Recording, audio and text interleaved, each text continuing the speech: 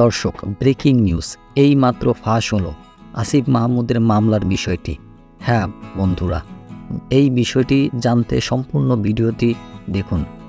বাংলাদেশ ক্রীড়া মন্ত্রী পদে নতুন নিযুক্ত হয়েছেন আসিফ মাহমুদ এবং বাংলাদেশের সরকার পতনের সাথে সাথে বাংলাদেশ ক্রিকেট বোর্ডের বিসিবি নাজমুল হোসেন পাপনেরও এক প্রকার পদত্যাগ নিশ্চিত হয়ে গিয়েছিল এবং আসিফ মাহমুদ যে বাংলাদেশ ক্রিকেট বোর্ড বিসিবি মোটামুটি ভালোভাবেই চালাচ্ছিল সেটা এখন পর্যন্ত জানা গিয়েছে।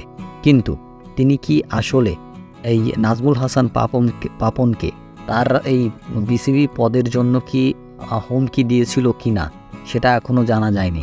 তবে পাপনকে দেশে আনার বিষয়ে তিনি একটা কথা বলেছিলেন এবং সেরই কি জের ধরে কি এই মামলাটা হয়েছে কি না সেটাও জানা যায়নি। তবে নথিতে জানা গেছে এক অজ্ঞাত ব্যক্তি আসিফ মাহমুদের নামে মামলা করেছে, যেখানে বলা হয়েছে যে ওই মামলায় যে আসিফ মাহমুদ বাংলাদেশ ক্রীড়া পরিষদের সভাপতি হয়েছে, কিন্তু তার আগে নাজমুল হোসেন পাপনকে যে একটা হুমকি দিয়েছিল সেই বিষয়ের পরই মামলাটা হয়েছে কিনা এমন বিস্তারিতভাবে ওই নথিতে পাওয়া গেলেও হাসান মাহমুদ এক সংবাদ বিজ্ঞপ্তিতে বলেছে যে আমি আসলে এ বিষয়ে এখনও জানি না, তবে এটা গুজব হতে পারে, এ বিষয়ে আপনারা কান দিবেন।